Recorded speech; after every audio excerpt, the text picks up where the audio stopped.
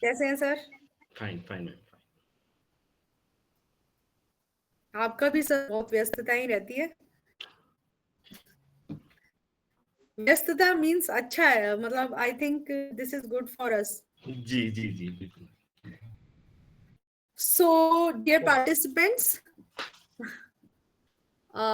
we have with us Professor Surendra Kumar sir from Delhi University, and he has done his PhD from Jawaharlal Nehru University and MPhil from Nehru University, MA, BA, all from BA from Rajasthan University, MA is from Jawaharlal Nehru University, and he is at uh, Delhi University, Rajdhani College previously, and now working as professor at Department of History, Faculty of Social Sciences, University of Delhi. Sir has so many administrative assignments also, like liaison officer at Rajdhani College, chief proctor at Rajdhani College, observer in selection committees, Department of Mathematics, English, History, Hindi, Commerce, Physics and Electronics in Rajdhani College, academician in selection committee in University of Delhi also, and Sir has a specialization on medieval India, African diaspora, military labor market and social movements, history of emotions, Gandhi and Ambedkar. Sir has authored many books and in African diaspora, issues of identity and assimilation, and Sanskrit and Sambhavana, and idea of India, Mahatma Phule and Ambedkar. Several research papers are also have been published by reputed national and international journals also. And sir has participated and invited as a resource person in many universities, international universities globally, and sir has a huge research experience, and he is also having some works over committees, like he is a president of DFAJ also, and he has popular works over mm, uh, social justice and new education policy, dialogue and samvad, and so many works. And above and over than these, also this entire profile, sir is a very nice human being, as we all know, and he is popular amongst students and research scholars also. So we welcome you, sir, on the behalf of UGC, MMTTC, FDP, Orientation and Sensitization Program. We welcome you here, and thank you for sparing time for us and our participants. You are welcome here, sir. Now, house is yours, sir. We are eager to listen you, sir. Thank you so much. So I think I am audible, Suman ji, मैं आप मुझे You soon. are audible as well as visible, Yeah, sir. very warm good evening, Suman ji. Thanks a lot for inviting me to this session. And I also welcome all the colleagues who have joined this session as a participant and who have joined FDP program. I'm also able to see many, some of the faculty members who are also familiar to us, have met so many times. So it's a good program. We have got, and I congratulate Sumanji for conducting this program in the best possible manner. And I hope under your leadership, these programs will definitely help in academic excellence and learning of the all faculty members who are joining these programs. Thank you, sir. So having said that, I'm sharing my screen also.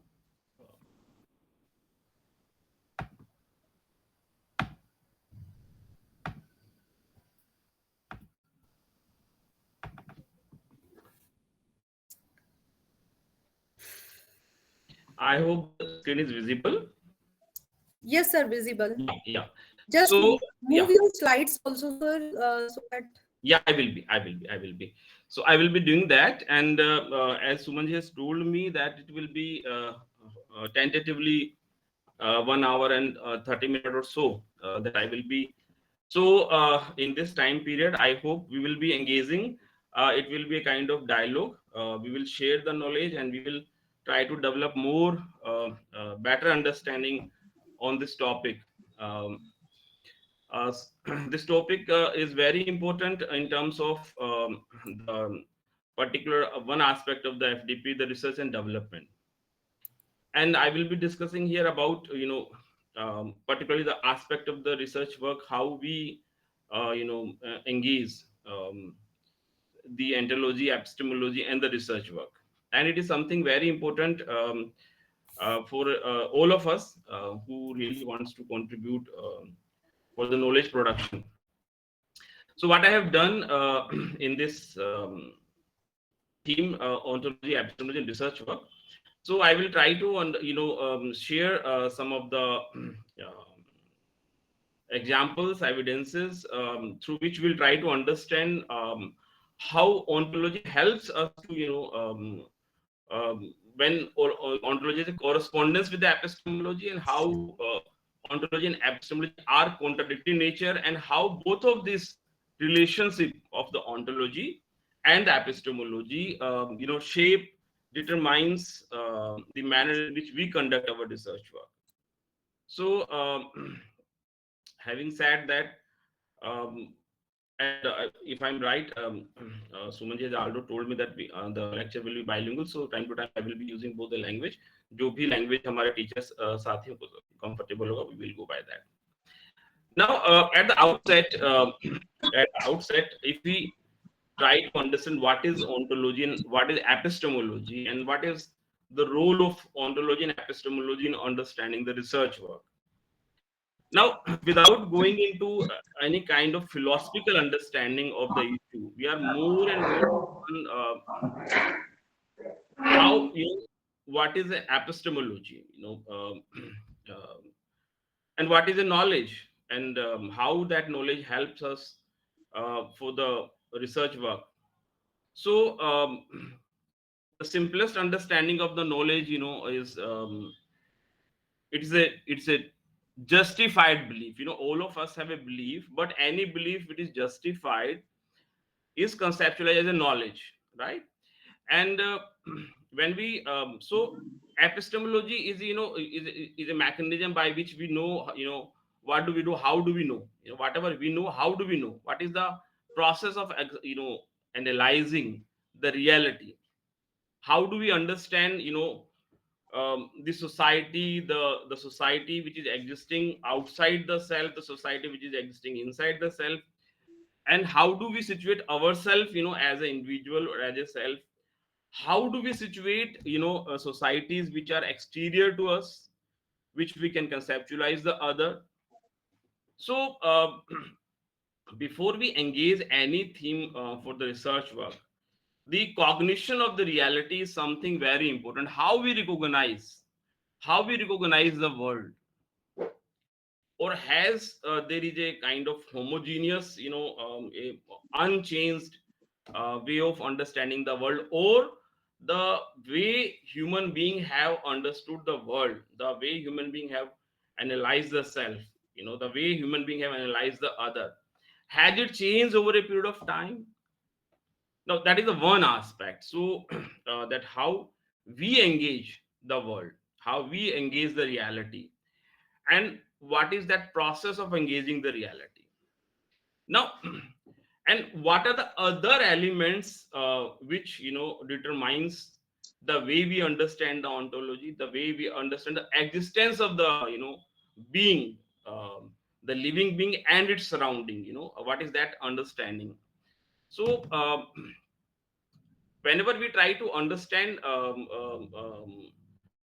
that what is a self, and what is a other, so whether other is coming outside the self or other is coming from the self.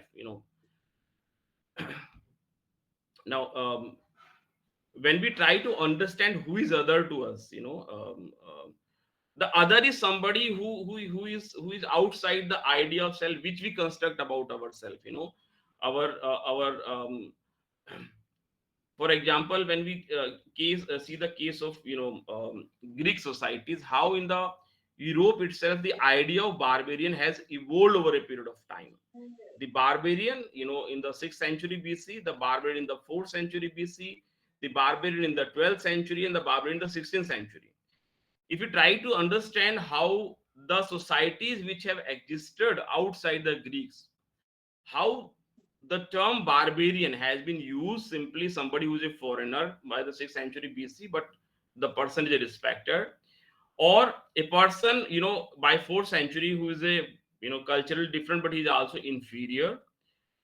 Or by 12th century, when we see barbarian, is somebody who's an unbeliever, you know, who doesn't believe in the god. And by 15th century, 16th century, somebody who is non-Christian and the uncivil ways. So the understanding of the other, if you take the example of how the Europe has tried to understand the other, then we continuously see that their understanding of the other, of, you know, somebody who is the other, somebody who is a barbarian, has continuously evolved on different parameters.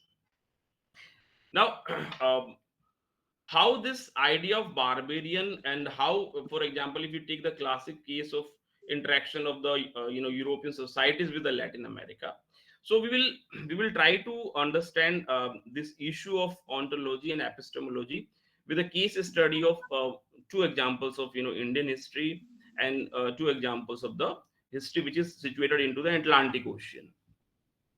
Now all of us might be, you know, all of us are aware about the uh, how, you know, America was, and if I'm using the same word, you know, how, so उसके बारे में हमेशा कहा जाता है, जैसे discovery of America, you know, सभी साथी लोग जानते होंगे.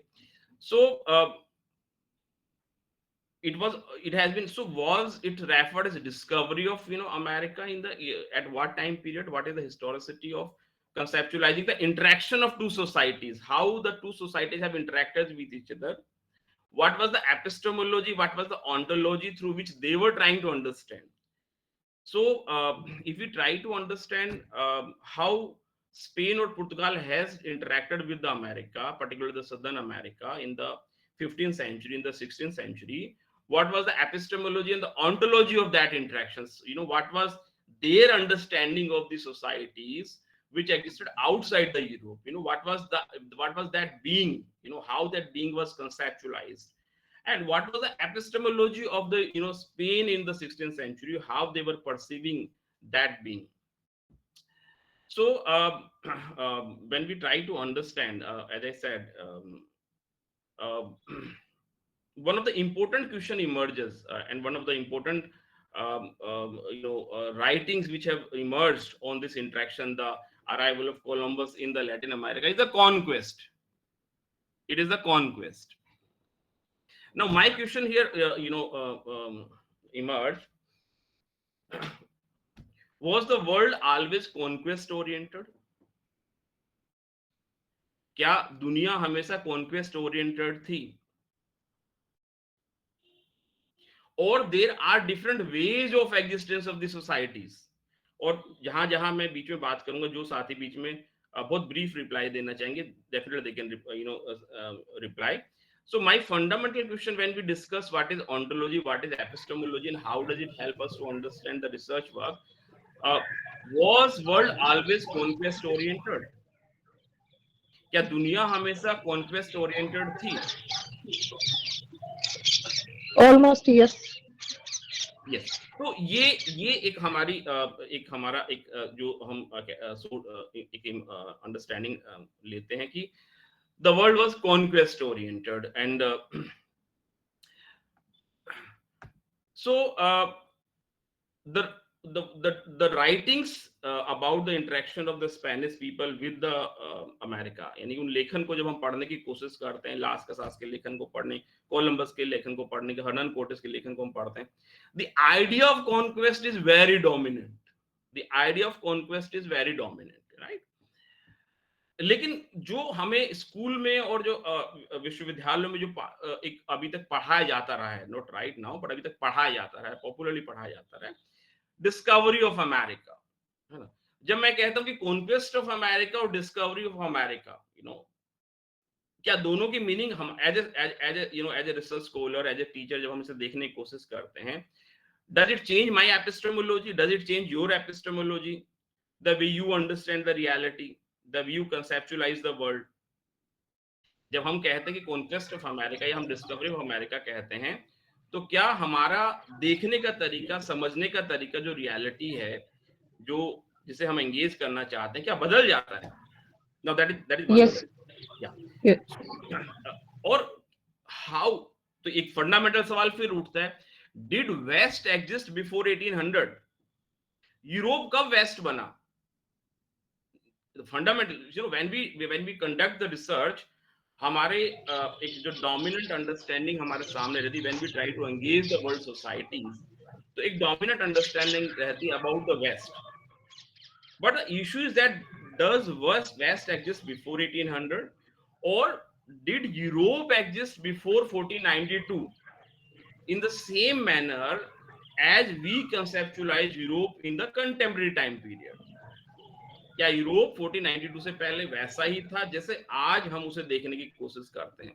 सो जो रियलिटी है, जो दुनिया है, वो जो पास्ट की दुनिया, प्रेजेंट की दुनिया है, उसको समझने को लेकर वन ऑफ द अंडरस्टैंडिंग, जो आइडिया ऑफ मॉडर्निज्म से पोस्ट मॉडर्निज्म की तरफ जब हम बढ़ने की कोशिश करते हैं, this is how our epistemology changes, कि हम ये मान के चल रहे थे कि there is one kind of reality, through the logic, through the reason, you can elaborate everything, the reality is out there, आप लॉजिक के आधार पर आप उस रियलिटी को समझ सकते हैं।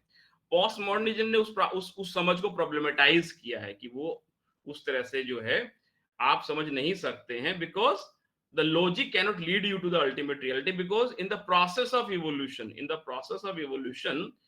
words does not convey the concept and concept does not convey the word.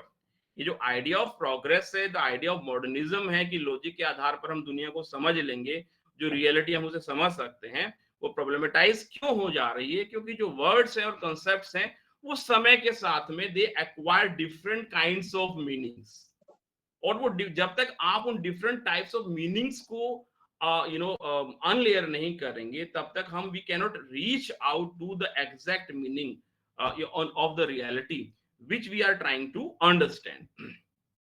तो एक एग्जाम्पल जो मैंने आपको भी दिया है कि how Europe has interacted with the America in the 15th century, और how the Southern America has been described in these documents।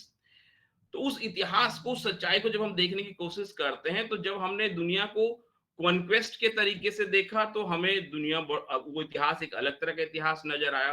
वो दुनिया को हमने जिस तरह से समझना चाहा कि कौन, how the Europeans went, how they won the battles, how they constructed the administration, etc etc।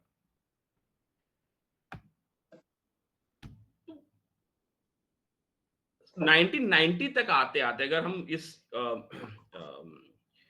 इस इंटरेक्शन को समझना चाहते हैं, तो इस इंटरेक्शन को डिस्कवरी ऑफ अमेरिका कहा गया, कॉन्क्वेस्ट ऑफ अमेरिका कहा गया, होलोकॉस्ट ऑफ अमेरिका कहा गया।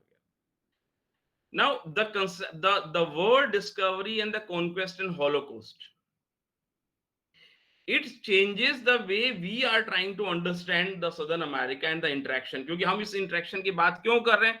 क्योंकि ये विश्व का एकमात्र ऐसा इंटरेक्शन है जिस इंटरेक्शन में 90% of American population were brutally killed in so many ways, है ना। मतलब इतना बड़े लेवल पे डीपॉपुलेशन वर्ल्ड हिस्ट्री में कहीं नहीं हुआ। तो इस एक रिसर्च स्कॉलर की तरह, एक टीचर की तरफ हम समझना चाहते हैं the manner in which we are engaging the reality। अगर आप रियलिटी को डिस्कवरी की तरह एंगेज करेंगे, अगर आप कॉन्क्वेस्ट की तरह एंगेज करेंगे, या होलोकॉस्ट की तरह एंगेज करेंगे, है ना। तो जब हमने कॉन्क्वेस्ट की तरफ सच्चाई को देखने की कोशिश की, राइट, तो हमने we have discussed about the administration, we have discussed about the economic structures, we have discussed about the various kinds of infrastructure which was created in America. लेकिन इन सारे नरेटिव्स में कहीं भी हमें अमेरिकन लोगों के साथ में क्या हुआ, how the people were treated by the European people, ये कहीं नजर नहीं आता। So that does not mean the reality does not exist, ये एग्जिस्ट करता था, लेकिन जिस तरह से हम उस रियलिटी को देखना चाह रहे थे, कॉन्क्वेस्ट के फ्रेम से जब हम उसे देखना चाह रहे थे, डिस्कवरी से फ्रेम से हम उसे देखना चाह रहे थे, और अब जब होलोकॉस्ट के फ्रेम से हम देखना चाह रहे हैं, होलोकॉस्ट का जो कंसेप्चुअलाइजेशन है वो इस आधार पर बेस्ड है that how Europeans have treated the Americans, उनके साथ में उन्होंने कैसा व्यवहार किया। तो जब आप किसी भी रियलिटी को समझना चाहते हैं in terms of the brutalities that how people have interacted with the other people, तो सच्चाई का जो नजरिया है, सच्चाई को जो देखने का नजरिया, वो हमारा बदल जाता है, सो how does our epistemology has a direct impact on the reality वहां पे है, the reality exists there, but which aspect of the reality we are engaging with, that depends upon the manner in which we are conceptualizing the reality. So there are multiple aspects of the realities, अब for example if you see this kind of map जो आपको दिखाया जा रहा है, इस map में क्या खास बात आपको देखने को मिल रही है about the people, about the different types of people which have been shown here. Anybody can react, कोई भी साथी बता सकता है लोगों के बारे में, जो भी लोग आपको इस मैप में नजर आ रहे हैं, इस पिक्चर में नजर आ रहे हैं, उसके बारे में क्या कहना चाहेंगे, कुछ कहना चाहेंगे तो मैं आपको स्क्रीन शेयर कर रखा है मैंने, तो मैं आपको एग्जैक्टली देख नहीं पा रहा हूं, तो आप रिस्पॉन्ड करेंगे तो that will be very good, otherwise I will proceed further, your response will be very facilitate the discussion. अगर आप देख पा रहे हैं दैट हाउ डियाज और कोलंबस के कपड़े कैसे हैं, and you see how the other people are represented. आप अफ्रीका वाले पार्ट आप देख रहे हैं, आप लैटिन अमेरिका देख रहे हैं, how people have been represented. So they are semi-civilized. They have been represented as semi-civilized, Yeah, they have been represented. yes. देखिए फॉर एग्जांपल हम कोलंबस की यात्रा की जो हम यात्रा लोग बुक पढ़ते हैं, उनकी 4 यात्राओं के बारे में पढ़ते हैं, तो वो उनकी यात्राओं से एक जो अंडरस्टैंडिंग इमर्ज होकर आई वो ये थी कि द पीपल वर उनके पास गोल्ड भी था, उनके पास कॉटन भी था, उन्होंने कोलंबस को गर्म खाना भी खिलाया, they offered him, they had very, उनके पास एटिकेट्स भी थे, सब कुछ था, लेकिन फिर भी जो कम्युनिकेशन किया गया, जो कम्युनिकेशन स्पेन भेजा गया, उसमें बताया गया कि they are the Tibet people etcetera etcetera. The my question is that except in this picture, अगर आप देख पा रहे हैं यूरोप के अलावा बाकी जो नॉन यूरोपियन सोसाइटीज है, अगर मैं इसे यूं कंसेप्चुअलाइज करूं कि इस पिक्चर में नॉन यूरोपियन सोसाइटीज को एक पर्टिकुलर तरीके से दिखाया गया, absence of cloth, absence of cloth, and absence of cloth is in the European notion is the absence of culture. So अभी डिस्कवरी ऑफ अमेरिका की जो हम लोगों ने बात की, कई बार जब हम सुनते हैं, पढ़ते हैं, when did this discovery of America discussion start कहां से हुआ, अगर हम कोलंबस को देखते हैं, he has not reached to 12 अक्टूबर 1492 को हम ये जो एक तरह का हिस्टोराइजेशन शुरू हुआ, हिस्ट्री राइटिंग शुरू हुआ फ्रॉम 1890 ऑनवर्ड पर्टिकुलरली, तो उसमें माना गया कि 12 1492 जो है वो डेट है जब हमने अमेरिका की डिस्कवरी की थी। बिकॉज जब आप डिस्कवरी वर्ड यूज करते हो तो फिर आपको उस डिस्कवरी का टाइम पीरियड दिखाना पड़ता है, right. Now as I said in the very beginning कि हमें वो डिस्कवरी वर्ड वहां दिखाई नहीं देता है, जब जिन डॉक्यूमेंट्स को हम उस टाइम पीरियड में देखने की कोशिश कर रहे हैं। ना स्पेनिश रूलर्स ने कभी उस डिस्कवरी को कंसेप्चुअलाइज किया, ना कोलंबस ने उसको डिस्कवरी के रूप में कंसेप्चुअलाइज किया, but the discovery of America as a concept emerge later on in the 19th century, और 19th सेंचुरी से how does it become part of the history writing, यानी कि हाउ द पॉपुलर जो celebrations हैं वो कैसे इतिहास के पार्ट बन जाते हैं। तो how does the construction of the reality, यानी कि जिस रियलिटी का आप निर्माण करते हैं, किस तरह से वो इतिहास का पार्ट बन जाता है, किस तरह से वो इतिहास का पार्ट बन के वो हमारे लिए एक सच्चाई का पार्ट बन जाता है। So Columbus has not reached to the America by 1492, लेकिन 12 अक्टूबर 1492 के बारे में जिक्र किया गया है। कोलंबस की लॉगबुक में हमें उसके बारे में जिक्र नहीं मिलता, लेकिन उसका इतिहास हमें बताता है कि स्टिल 1792, यानी कि 1492 से 1792 के बीच में हमें कोई एविडेंस नहीं मिलता कि इसको as a discovery of America कहीं सेलिब्रेट किया जाता था, right? It is only in 1789 we do find that there is a society of Columbian order in USA, जहाँ पे वॉशिंगटन का बर्थ एनिवर्सरी सेलिब्रेट हो रहा है, फ्रेंच रिवॉल्यूशन सेलिब्रेट हो रहा है. सो फ्रॉम 1789 और कोलंबियन ऑर्डर जो एक सोसाइटी है उसके कैलेंडर में 1790 में यानी कि एक साल बाद में ये एक डेट का डिस्क्रिप्शन होता है कि कोलंबस जो है 12 अक्टूबर 1492 को अमेरिका पहुंच गए थे. एंड फ्रॉम 1792 ऑनवर्ड हम देख रहे हैं कि यूरोप अमेरिका से इस डे को सेलिब्रेट किया जाने लगा as a day of discovery. Initially इसको सेलिब्रेट करने वाले इटालियंस लोग थे. by 1850 it was the Knights of Columbus, जिसमें आयरिश लोग भी आ गए, इटालियंस लोग भी आ गए. And later on it has become a kind of grand ceremony. So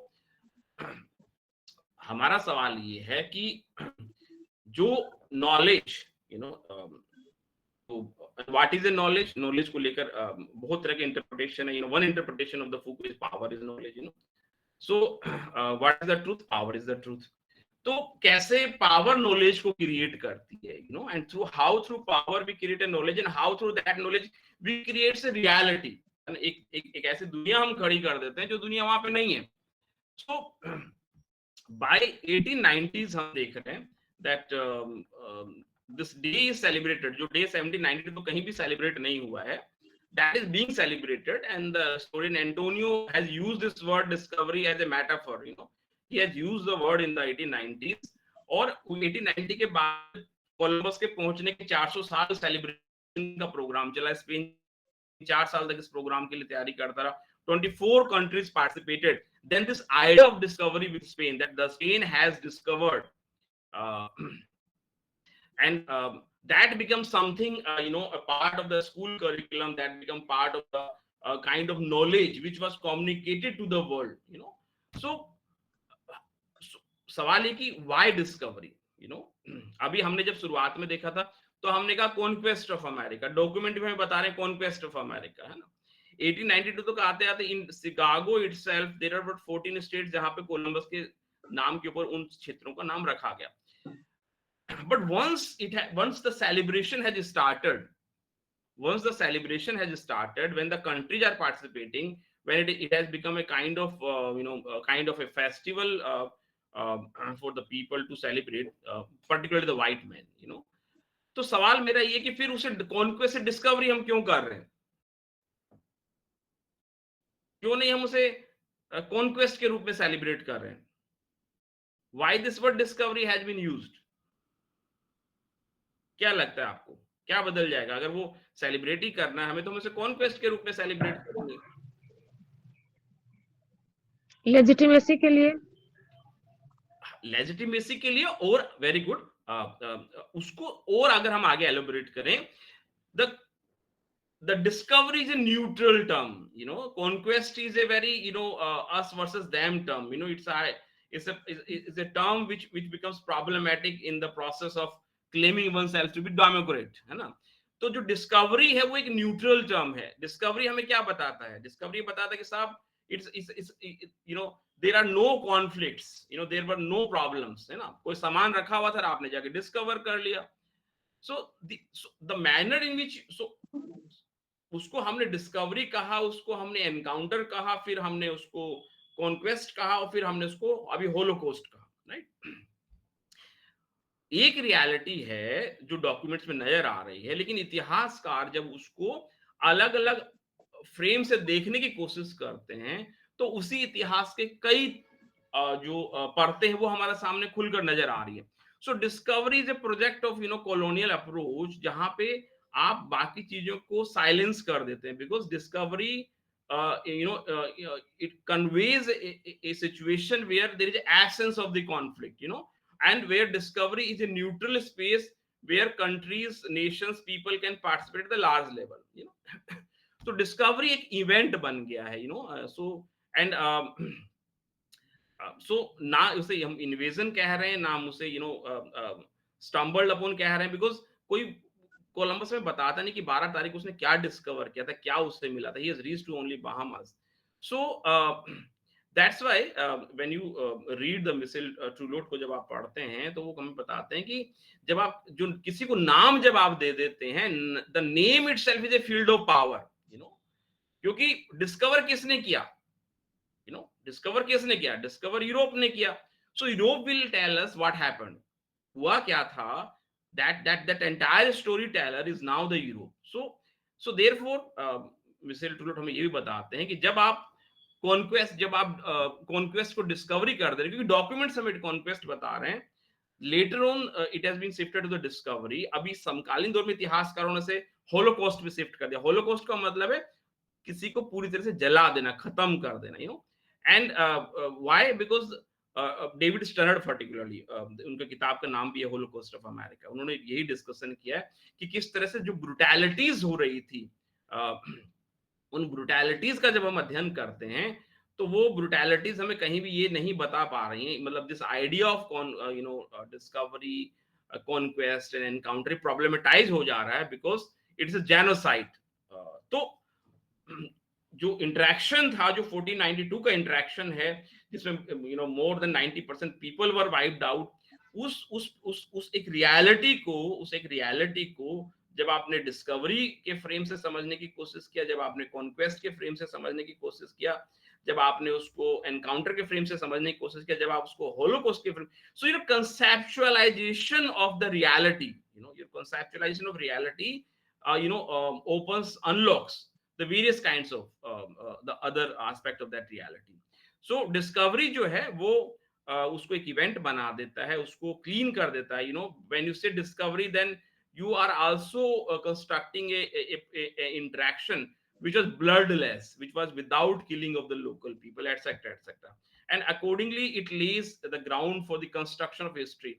So through celebrations, celebration में क्या होता है, जब हम कोई चीज सेलिब्रेट करते हैं तो क्या होता है, you know, if you are celebrating any particular day, that the day is a cyclical in nature, वो हर साल आएगा, आप हर साल सेलिब्रेट करेंगे, that celebration will communicate to the society that there is an event, there is a conceptualization, and that so Michel Trouillot कहते हैं कि सच्चाई का जो निर्माण है वो केवल विश्वविद्यालय में नहीं होता, सच्चाई का निर्माण केवल यूनिवर्सिटीज में नहीं होता। There are multiple sides of creating the truth. Truth क्या है, सच्चाई क्या है, वो चाय के ढाबे पे भी बन सकती है, वो किसी बस स्टैंड पे भी बन सकती है, वो किसी ट्रेन के स्टेशन पे बन सकती है। Truths are created, you know, at multiple sites. तो हाउ द पॉपुलर सेलिब्रेशंस जो हैं, they translate one kind of version into a historical production, है ना, आप उसको एक हिस्टोरिकल प्रोडक्शंस में क्रिएट कर देते हैं। एंड देयरफॉर सेलिब्रेशंस जो हैं, पॉपुलर सेलिब्रेशंस जो हैं, वो एक तरफ एक इवेंट को यू नो डोमिनेट कर देते हैं, दूसरी तरफ जो साइलेंसेस होते हैं, जो इतिहास में बाकी चीजें बताने की होती है, they become silent. So now my another question is that आप सभी लोगों ने कुछ न कुछ समझा होगा American revolution about French revolution, है ना। कोई भी साथी एक बात को अगर बताना चाहेगा तो what do we know about the French Revolution and American Revolution, बस एक या दो लाइन में जो भी साथी कहना चाहे। I think most of you know about American and French revolutions की liberty, equality, fraternity, etc, etc, modernity सब हम जान रहे हैं। क्या हमने हेती रिवॉल्यूशन के बारे में भी कुछ सुना है कभी?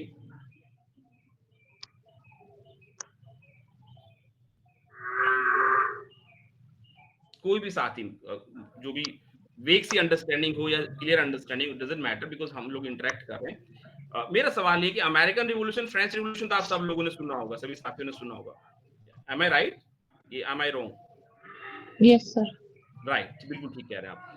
क्या हमने हेती रिवॉल्यूशन के बारे में भी सुना है?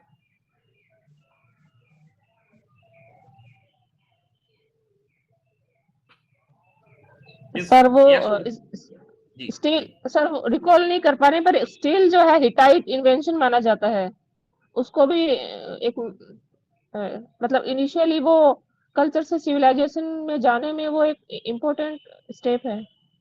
राइट राइट, बिल्कुल ठीक कह रहे हैं आप। Now this is the photo of the revolution. ये जो रिवॉल्यूशन है ये भी कंटेम्परेरी रिवॉल्यूशन है। 1776 your American revolution, 1789 French revolution, और 1791 से 1805 के बीच में this revolution was started by the the people who were kept as slaves. Haiti जो कैरिबियन आइलैंड है जहां पे गुलामों की तरह रखा गया था, दे राइज। ये आप जो पिक्चर देख पा रहे होंगे, इस पिक्चर में आप जिस तरह का रिप्रेजेंटेशन किया गया, उस रिप्रेजेंटेशन में आप देख पा रहे होंगे कि they are the people who are fighting. और उनका जो स्लोगन था कि जो हमारे सबके दिल में जो लिबर्टी की जो आवाज है उसको हम सुने, आजाद उस आवाज को हम सुने। Now all these people were slaves, they don't have उनके हाथों में आपको कोई weapons भी नजर नहीं आ रहे होंगे, उस तरह के weapons of mass destruction है। You do not find them in a very organized way, but ये लोग and this revolt जो 21 अगस्त 1791 को शुरू हुआ northern part of the Haiti, this revolt continued for 1805। अगले 13 साल तक ये जो है कंटिन्यू चलता रहा। नाउ अगर अब now there is a revolt, एक घटना चल रही है ना, रिवोल्ट हो रहा है, लोग इकट्ठे हो रहे हैं, लोग सेटल प्लांटेशन को जला रहे हैं। लेकिन वहीं जब हम उसी समय के फ्रेंच कॉलोनिस्ट ला बारे हैं जो अपनी वाइफ को उस समय बोल रहे हैं, what is saying that is something very important. वो कह रहे हैं there is no movement among our negroes, they don't even think of it, they are very tranquil and obedient, a revolt among them is impossible. यानी कि revolt हो चुका है, लोगों ने प्लांटेशन को जलाना शुरू कर दिया, people are killing the white person. लेकिन जो फ्रेंच कॉलोनिस्ट है वो ये कह रहा है कि नीग्रोज में जो है ये नहीं हो सकता, वो रिवोल्ट नहीं कर सकते। Now this is challenging the ontological understanding of the conquest. यानी कि जिस तरह से यूरोपियन लोग अफ्रीकन लोगों को समझ रहे थे, ऑन्टोलॉजिकली उन्हें समझ रहे थे कि what is that being, what is that African person, वो क्या कर सकता है, क्या नहीं कर सकता है। नाउ दैट वाज वो जो बिलीफ था उनका, वो जो उनका विश्वास था कि ये नहीं हो सकता, they can not revolt, so therefore so there is a reality, यानी कि रिवोल्ट हो चुका है, but why they are not believing, because their ontological understanding about the African person, ontological मतलब the existence of the being, वो क्या है, वो कैसे काम करता है, उसका existence क्या, how he interacts with the society or the others, ये पूरी जो एक अंडरस्टैंडिंग है जिसे हम ontology कहते हैं, वो जो ontological अंडरस्टैंडिंग है फ्रेंच कॉलोनिस्ट की, वो अटलांटिक ओशन में पिछले 300 सालों से गुलामों को देखता है। गुलामों ने रिवोल्ट किया है, but that revolt is a revolt which is based, they have considered as an individual revolt. वो एक जैसे जानवर रिवोल्ट करता है कि खाने के लिए रिवोल्ट कर दिया, some kind of demands of the body, कि उसे भूख लगी इसलिए रिवोल्ट कर दिया, उसे beaten brutally and then brought back again to the slavery. इसको अनथिंकेबल कहा गया है, it has been referred as unthinkable, कि पूरी जो फ्रेंच असेंबली से लेके यूरोपियन राइटिंग्स में, जब भी आप फ्रेंच रिवॉल्यूशन, अमेरिकन रिवॉल्यूशन पढ़ते हैं, आप देखेंगे कि हेती रिवॉल्यूशन की कहीं पे चर्चा नहीं होती है, ना केवल कंटेम्पररी टाइम पीरियड में, but the time period with in which it was operating, यानी जिस समय काल में ये हो रहा था, उस काल के जो रिकॉर्ड्स हैं, so those records informs us that so what is happening here, that the reality is being interpreted in the frame of the belief, यानी कि मेरे जो विश्वास है कि अफ्रीकन क्या कर सकता है, अफ्रीकन क्या नहीं कर सकता है, I am so whether it was so empirically अगर हम देखें तो रिवोल्ट हो रहा था, बट ontologically अगर हम देखें कि जो आइडिया ऑफ अफ्रीकन एग्जिस्ट करता है यूरोपियन मैन के माइंड में, that idea did not allow. तो sometimes our ontological understanding of the reality, यानी कहना हम ये चाह रहे हैं इस रिफ्लेक्स के बारे में, जो कई बार हमारी दूसरे के बारे में जो एक एग्जिस्टेंस की जो अंडरस्टैंडिंग होती है, sometimes that understanding derail us to understand what is existing in reality out, क्योंकि हम रियलिटी को भी अपने ऑन्टोलॉजिकल अंडरस्टैंडिंग के थ्रू इंटरप्रेट करना चाहते हैं।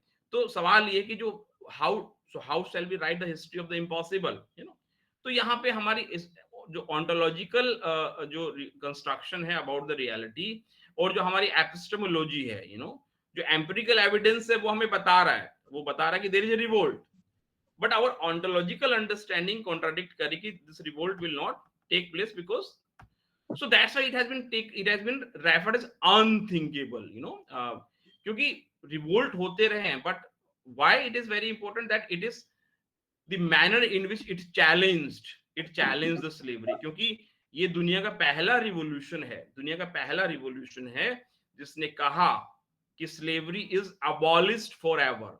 ना फ्रेंच रिवोल्यूशन ने ना अमेरिकन रिवोल्यूशन ने स्लेवरी को अबॉलिश किया, slavery and the revolution continued together, you know. तो इसलिए it has been referred, the Haiti revolution referred as unthinkable. Why unthinkable? Because जो रेंज ऑफ थिंकिंग है, जो हमारी एपिस्टेमोलॉजिकल अंडरस्टैंडिंग है, यू नो, उस अंडरस्टैंडिंग को क्वेश्चन कर रहा है ये revolution. And therefore the conceptualisation, जो एक आइडियोलॉजिकल अंडरस्टैंडिंग था अटलांटिक ओशन में about what Africans do and what Africans can not do, so that understanding was challenged, and why why American Revolution and the French Revolution continued with the slavery? Why they have continued with the slavery? मतलब आप modern भी हैं, आप Democrat भी हैं, और आप slave owner भी हैं। कैसे रिजोल्व करें इस कॉन्ट्राडिक्शन को? That epistemologically I try to conceptualize myself as a Democrat, but at the same time I'm a slave owner. Thomas Jefferson for example, अगर हम अमेरिकन रिवोल्यूशन, जिन लोगों ने अमेरिका को एस्टैब्लिश किया, उनको अगर हम देखने की कोशिश करें, या हमने यूनाइटेड नेशन के चार्टर लिखने वाले लोगों को हम अगर हम कंसेप्चुलाइज करें, some of them were the people who crafted the apartheid in the South Africa. तो आप मॉडर्न भी हैं और आप स्लेव ओनर भी हैं। How do we resolve this epistemological crisis, that we accept a person to be slave owner, and we also conceptualize him as the so this so that's why Haiti revolution is is something which is taking the entire Atlantic Ocean in different direction। यानी कि अभी तक जो French revolution और American revolution जो कर रहा था, वो हमें बता रहा था कि आप मॉडर्निज्म और स्लेवरी को साथ साथ ले जा सकते हैं। इसलिए फ्रांस ने अपने यहाँ लिबर्टी, इक्वलिटी, फ्रैटर्निटी लागू किया, बट हेती में उन्होंने स्लेवरी को कंटिन्यू किया। But what Haiti is saying that slavery is abolished forever, and on any kind of discrimination on the basis of color is not allowed in the Haiti। अगर आप how but then again, अगर academics की हम लोग बात करें, अगर हम knowledge production की अगर हम बात करें कि academics की दुनिया ने, मेन स्ट्रीम की दुनिया ने उसे कैसे समझा, then we do find still Haiti is less understood, less examined, so now moving further, so what is a human being, what is a man? Man के बारे में क्या कोई समझ हो सकती है, या हम मैन को एक randomly human being, because this the idea of man हम इसलिए बोल रहे हैं, दिस टाइम पीरियड जिसको हम रेफर कर रहे हैं, वहां पे लार्जली डिस्कशन जो है मैन सेंट्रिक होता है। सो फ्रेंच रिवोल्यूशन पे declaration of rights of man and citizen अगर आप देख रहे हैं फॉर एग्जांपल, तो मैन के अंदर सबको कंसेप्चुअलाइज किया हुआ है, so in that way we are using. So what is a man, जो Spanish understanding of the man है, उनकी जो एपिस्टेमोलॉजी है, कि व्हाट वाज द मैन, तो उस एनलाइटेंड मैन, जो एनलाइटेंड मैन है, जो वो कॉन्करिंग भी हो सकता है, वो किलिंग भी हो सकता है, वो डोमिनेटिंग भी हो सकता है, दूसरे को गुलाम भी बना सकता है, और he is equally a human being, so the man, so जब हम मॉडर्न मैन कह रहे हैं, डेमोक्रेटिक मैन कह रहे हैं, या हम स्पेनिश मैन की बात करें, या हम उस मैन की बात करें जो उस अमेरिका से अभी इंटरेक्ट कर रहा है, so we have to understand that what is that idea of man which is existing in the Spain, so or how do we conceptualize the France itself, France को हम कैसे conceptualize करें कि France is France of slavers और France of philosophers, वहां पे वो भी हैं जो कहते हैं कि slavery नहीं होनी चाहिए, but the France में वो भी है जो, so degree of humanity in ontology, यानी कि जो humanity क्या है, there can be different types of the man, Now, second जो इशू इस दौर में जो समझ में आ रहा है हमें, जब हम इसे समझने की कोशिश करते हैं कि क्यों इस रिवोल्ट को इस दौर में राइटिंग समझ नहीं पा रही हैं, घटनाएं आ रही हैं, उसको मेंशन किया जा रहा है कि it's a revolt, it is spreading from north to centre, centre to the southern part of the Haiti.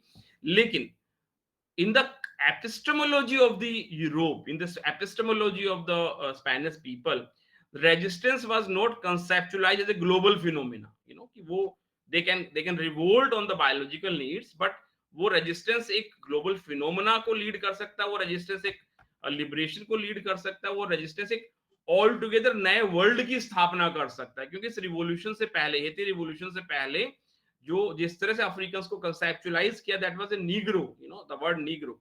अगर आप अफ्रीकन के मूवमेंट को इंडिया की तरफ देखते हैं, इंडियन ओशन की तरफ देखते हैं, अटलांटिक ओशन की तरफ देखते हैं, तब भी आप देख रहे हैं कि एक समाज दो अलग अलग जगह जा रहा है, कैसे उन्हें अलग अलग समाज अलग अलग तरह से कॉन्सेप्चुलाइज कर रहा है। But we do find that how Europe is conceptualizing the other as somebody who is inferior, right? And so after this revolution, the idea of black personality, the idea of African personality, and the very word, the Negro, gradually led to the replacement by the black. Black is something which is a human being. तो कहने का मतलब है कि कैसे जब आपने उसको नीग्रो की तरफ जब कंसेप्चुलाइज कर रहा है यूरोप, और कैसे वो अपने उस आंदोलन से स्थापित करके दुनिया को एक समझ दे रहा है that there should not be any kind of distinction, discrimination on the basis of color। और कोई कह रहा है कि हेती में कभी भी किसी के साथ में रंग के आधार पर किसी तरह का भेदभाव नहीं होगा। So the Haiti revolution is changing our world view, क्योंकि हेती से पहले और हेती के बाद में जिस तरह से दुनिया को हम देखना चाह रहे हैं, on the basis of colour, that become a problematic idea now. So the entire discourse, इस दौर में जो entire discourse है, जिस तरह से conceptualize किया जा रहा है, उस टर्मिनोलॉजीज को अगर हम देखेंगे तो man versus native, man versus negroes. यहाँ मैन कौन है? उस दौर की राइटिंग्स को अगर हम देखते हैं तो the man is the the European man, the Spanish man, the white man, so who is a native? He is less than a man. Who is a negro? He is less than a man. So meaning thereby that the kind of ontological understanding about the Africans, the kind of ontological understanding about the Native American people, that did not allow the Spanish people or the Portuguese people to conceptualize, or even the America or other countries of the Europe, that this revolt which had started in 79 and 1 and continued till 1804, ये अपने आप में कोई एक आंदोलन ले सकता है। अगर आंदोलन ले भी गया तो बाद में लोगों ने कहा कि भाई इस आंदोलन से क्या होने वाला, the Haiti had a lot of problem letter on in terms of governance. तो जो पूरे इतिहास को देखने का जो हमारा अभी भी नजरिया है, पर्टिकुलर यूरोपियन कंट्रीज का जो नजरिया है, वो कहते हैं कि हेती में ऐसा क्या गवर्नेंस में चेंज हुआ, क्या इंफ्रास्ट्रक्चर में चेंज हुआ, but if you try to see Haiti in terms of whether Haitian revolution changed the relation of the one human being with the other human being, है ना? इंसान से इंसान का क्या रिश्ता हो सकता है, अगर उस नजरिए पे उस आंदोलन को हम देखना चाहते हैं, then it all together established for the first time in the history of the Atlantic Ocean, in the 300 years before the revolution, कि रंग के आधार पर कहीं भेदभाव नहीं हुआ। It is the first country to say it very clearly and very boldly। जबकि द स्लेवरी, अब उसको अगर आप देखते हैं कि हीगल का भी उस दौर का जो राइटिंग है, फिनोमेनोलॉजी ऑफ द माइंड को अगर आप पढ़ते हैं तो वो कहते हैं कि अगर किसी को आजादी देनी, man must be matured. Eric Hobson को भी अगर आप पढ़ते हैं, उन्होंने भी अपनी किताब एज ऑफ रिवॉल्यूशंस का जिक्र किया 1789 टू 1843, लेकिन उसमें भी हेती रिवॉल्यूशन का जिक्र नहीं है। तो कहने का मतलब how even the intellectuals of its own time were unable to think about, to conceptualise कि क्या अफ्रीकन स्लेव जो है, because the kind of world which had existed, Africans revolt कर सकते थे, Africans had their own concept of kingship, लेकिन ये लोग क्यों नहीं समझ पा रहे? because they have grown up in a kind of reality which is created around the slavery which has existed in the Atlantic Ocean for the last 300 years। तो जो हेती के संविधान में जो लिखा गया, slavery is abolished forever and the old distinction of the color must be necessarily stopped।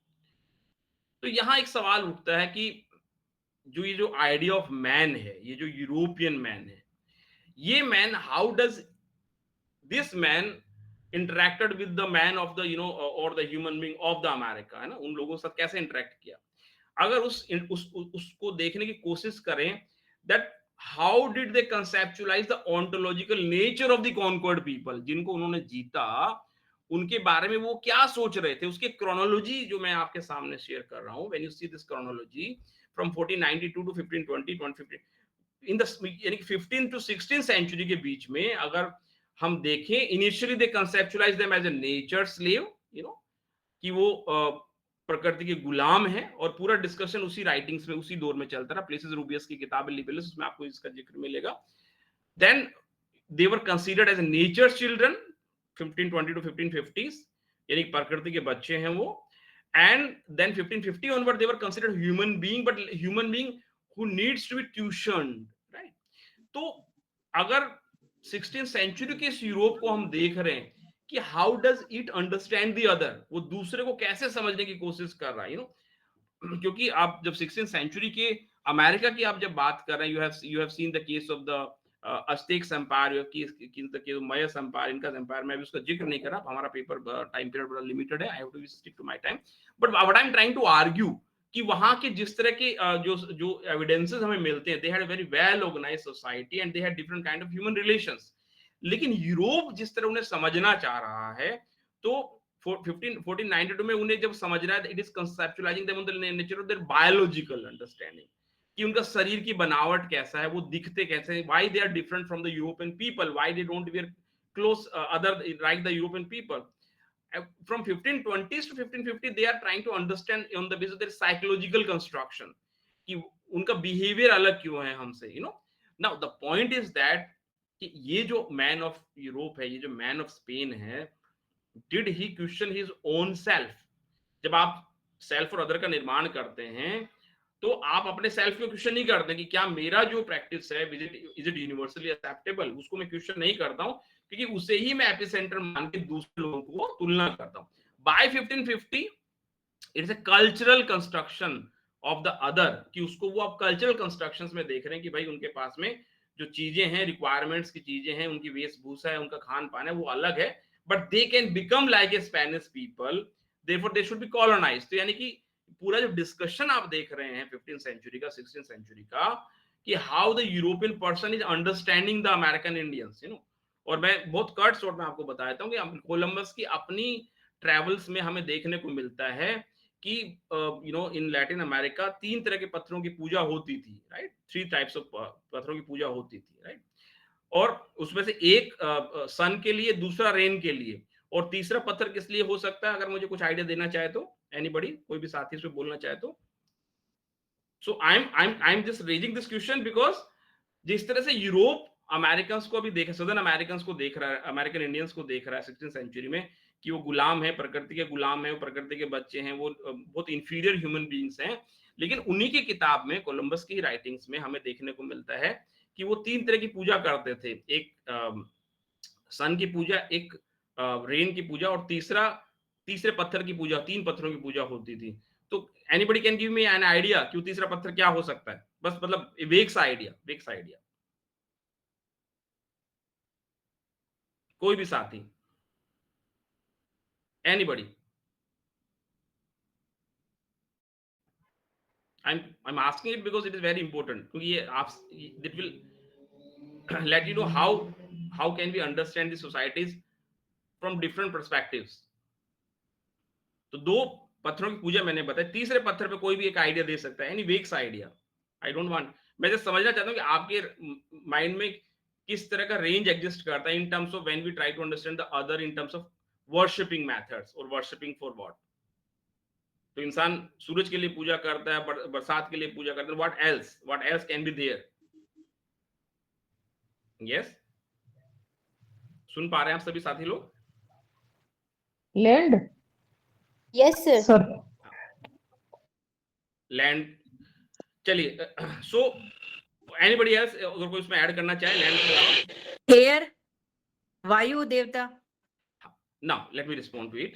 The third stone was worshipped for the painless birth of the child, यानी कि बच्चा पैदा होते हुए मदर को पेन ना हो। Now the kind of society which exists, which is concerned about, you know, about the woman, तो जिस तरह यूरोप उन्हें देखने की कोशिश कर रहा है 16th सेंचुरी में, और जिस तरह के प्रमाण हमें उस सोर्सेस में एग्जिस्ट करते हुए मिल रहे हैं, and still they were classified as barbarian. तो कैसे हमारी जो ontological understanding of the other है वो किस तरह से रियलिटी को डोमिनेट कर जाती है, किस तरह से रियलिटी साइलेंस कर दी जाती है. This is the one of the example which I want to से.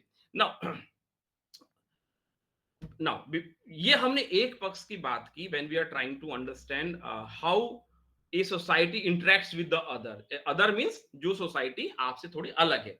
जब आप उनके साथ में इंटरेक्ट करने की कोशिश कर रहे हैं, then how your ontological understanding, how your epistemological understanding, that can help you or that can prevent you to engage the reality. यानी कि जो सच्चाई है उसको समझने में वो किस तरह से आपको हेल्प कर सकती है, हेल्प नहीं कर सकती. Now what is a man?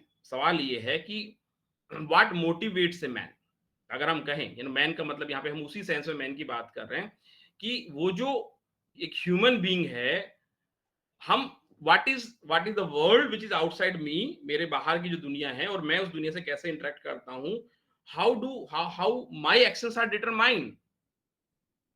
जब आप इस डिस्कशन को समझना चाहेंगे कि चलिए हम at the level of human being आ जाते हैं. अभी हमने सोसाइटी के लेवल पे समझने की कोशिश की that how does epistemology and the ontological understanding of the reality, है ना, कि सच्चाई क्या है ना. तो उसको जब हम इंडिविजुअल लेवल पे आ जाते हैं कि इंडिविजुअल कैसे परसीव करता है दुनिया को और इंडिविजुअल क्यों परसीव करता है दुनिया को, why do we see the world in a particular manner, जब उसको हम देखने की कोशिश करते हैं तो then the issues arises that. तो आप देखेंगे कि जिस यूरोप की अभी हम लोग बात कर रहे हैं, जिस एनलाइटेंड यूरोप की हम बात कर रहे हैं, जिस रिनेसा यूरोप की हम लोग बात कर रहे हैं, जहां पे मॉडर्निज्म भी साथ में चल रहा है, जहां which is a world which is based on racism, slavery and colonization. यानी कि ये जो मॉडर्न वर्ल्ड है उसकी आधारशिला क्या है, वो रेसिज्म है, स्लेवरी है एंड द कोलोनाइजेशन. इसलिए वहां पे आप मॉडर्न भी हो सकते हैं और आप स्लेव ओनर भी हो सकते हैं ना. जब आप माइंड और मैटर की बात करते हैं कि वेस्ट का जो कंसेप्चुलाइजेशन है कि how does human being interact with the world, क्या जो जॉन लॉक से जो कंसेप्चुलाइजेशन हम करते हैं कि इंसान एक सोशल एनिमल है, हम ब्लैंक सीट के साथ दुनिया में आते हैं और दुनिया में जो हमें नजर आता है वो हम सेंसेस के थ्रू देखते हैं और उसके आधार पर हम दुनिया की समझ बनाते हैं. So we engage the world through the senses, right. और उसमें एक जो एक इकोनॉमिक डिटरमिनिज्म है, यानी कि उसको मैं एकांगी सोच कहता हूं, बिकॉज जब आप दुनिया को इस तरह से देखने की कोशिश करते हैं कि your economic construction eight the level of society determines your understanding of the society, यानी कि आप इकोनॉमिक से जिस पायदान पे खड़े हैं वो आपको जो है दुनिया की उस सच्चाई को रिफ्लेक्ट करेगा. और जब आपका इकोनॉमिक का पायदान बदल जाएगा then you will perceive world differently. So my understanding of the world, यानी कि मैं अपनी आंखों से जिस दुनिया को देख रहा हूं उस दुनिया में मुझे क्या नजर आएगा ये मेरी आंखें तय नहीं करेंगी, ये मेरा माइंड तय नहीं करेगा, ये तय करेगा कि मैं कहाँ सोसाइटी के किस इकोनॉमिक स्ट्रक्चर पे मैं खड़ा हूँ. This kind of determinism is economic determinism. Now ये जो idea, so this idea of, अगर आपने देखा होगा मॉडर्निज्म के से अभी आज की दुनिया को जब हम कंसेप्चुलाइज कर रहे हैं, when we are conceptualising in terms of post modernism, post structuralism, हम आज की दुनिया में जैसे अपने आप को कंसेप्चुलाइज कर रहे हैं, हम मॉडर्निज्म से दूर भाग रहे हैं, as if we have been fed up with the modernism. ऐसा हमें लग रहा है कि मॉडर्निज्म एकदम फेड अप हो गया, हम दूर भाग रहे हैं. So we are post modernist, we are post structuralist, etcetera etcetera. सबके आगे हमने पोस्ट लगा के जो है अपने आप को, दिस दुनिया को भी हम जो क्लासिफाई करें, it's a post society, post to the modernism. लेकिन ये जो इकोनॉमिक डिटरमिनिज्म बेस्ड जो कंसेप्चुलाइजेशन ऑफ द है कि हमारा जो माइंड है that is influenced by the matter and the matter in terms of the mode of production, ये बड़ा प्रॉब्लमेटिक आइडिया है. This idea of the idea of progress, because human being कैसे exist करता है, ह्यूमन बीइंग कहाँ exist करता है. Human being, आप जब एज ए ह्यूमन बीइंग आप एग्जिस्ट करते हैं, आप एज एन इंडिविजुअल एग्जिस्ट करते हैं in your family also and as an individual also. आप सोसाइटी में एग्जिस्ट करते हैं एज ए सोशल ग्रुप, आप इंडिविजुअली एग्जिस्ट करते हैं you at the level of your cosmology. आपके अपने बिलीफ होते हैं, आपके रिलीजियस आइडियाज होते हैं, आपके उससे रिलेटेड जितने भी और एक्टिविटीज होती हैं. So human being does not exist at one level. इंसान जो है वो एक जगह नहीं एग्जिस्ट करता है, वो केवल सोसाइटी में एग्जिस्ट नहीं करता है. आपका सोसाइटी में इंटरेक्शन अलग होता है, आपका परिवार में इंटरेक्शन अलग होता है, because what is a family, परिवार क्या है और सोसाइटी क्या है. Your family is a space which is determined by emotion. जब आप फैमिली में जा रहे हो तो फैमिली क्या, it is emotion based space. But आप जो सोसाइटी में आ रहे हैं तो it can be emotion based space, it can be empathy based space, but it space where you interact with the other, so in terms of your reason. तो हम we operate in so many ways, we operate in so many ways, and at the level of cosmological level, at the level of religion, जो जहां पे हम exist करते हैं। सो how Europe is conceptualizing the human being in terms of the binary of the mind and matter, और जब आप Indian perspective से देखने की कोशिश करते हैं, भारतीय नजरिए से जब आप उसे देखने की कोशिश करते हैं, we have analysed human being at the level of soul, mind and matter. हम ह्यूमन बीइंग को तीन तरह से कंसेप्चुलाइज करते हैं कि हम एक बॉडी के लेवल पे भी रहते हैं, माइंड के लेवल पे भी रहते हैं, and at the level of soul. So whether you examine the world from जैसे हम कहेंगे एकांगी तरह से, आपकी epistemology is based on a kind of conceptualization which is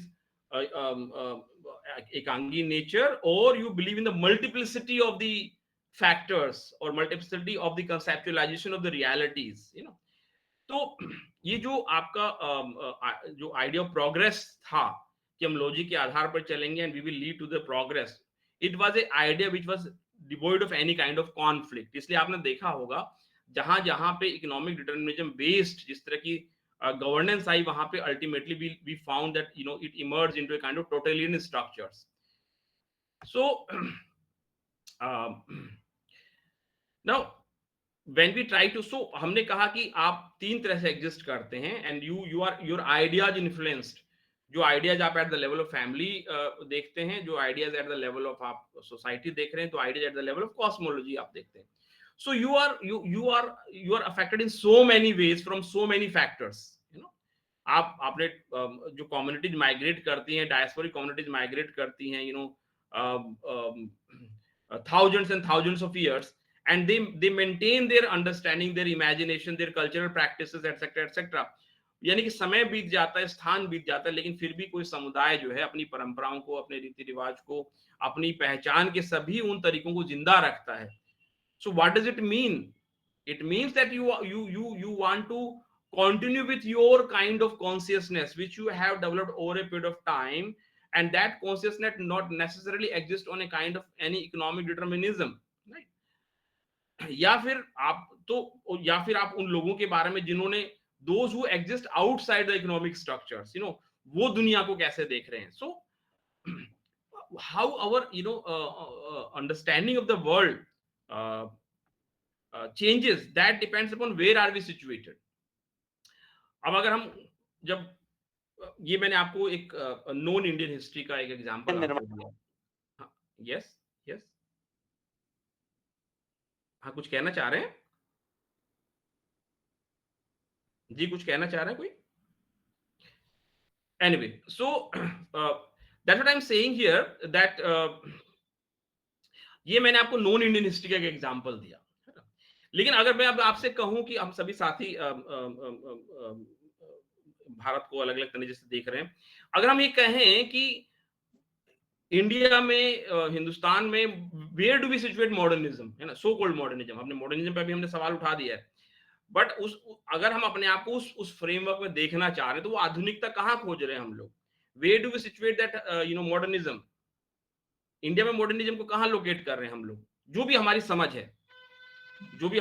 है, जो हमारी टेक्स्ट के बेस पे समझ है, या जो हमारी बाकी सोसाइटी से हमारी समझ बनी, हम उसे मॉडर्निज्म को कहाँ लोकेट कर रहे हैं? एनीबडी कैन गिव रिप्लाई, कोई भी साथ रिप्लाई दे सकता है।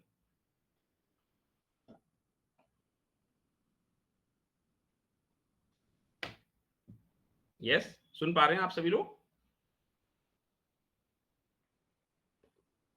Yes sir. हाँ, तो मुझे बस एक आइडिया दे दीजिए, आप कहाँ लोकेट करें, हिंदुस्तान में आधुनिकता कहाँ से शुरू हो रही है? मतलब सर आफ्टर इंडस्ट्रियलाइजेशन, मतलब टाइम पीरियड कहीं लोकेट कर पाएंगे? मतलब 1800 है, 1900 है, 1700 है, कहाँ लोकेट करेंगे हम लोग? 19 sir. 19, very good very good. तो ये एक हम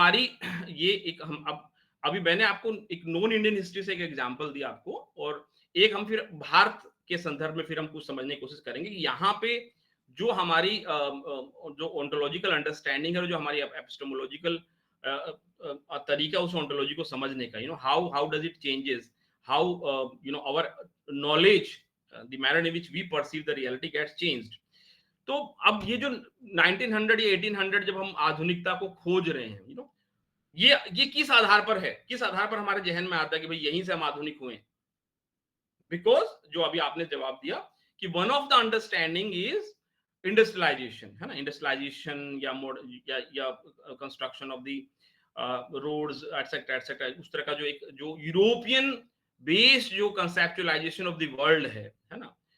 तो ये जो मैंने आपसे शुरू में कहा कि वर सोसाइटीज ऑलवेज कॉन्क्वेस्ट ओरिएंटेड, तो जब हम इतिहास की तरफ देखते हैं तो हम पाते हैं कि यूरोप के अलावा there are innumerable societies in India or in Africa and even in the Latin America which were coexistence oriented societies coexistence oriented भी होती हैं, society conquest oriented भी होती हैं।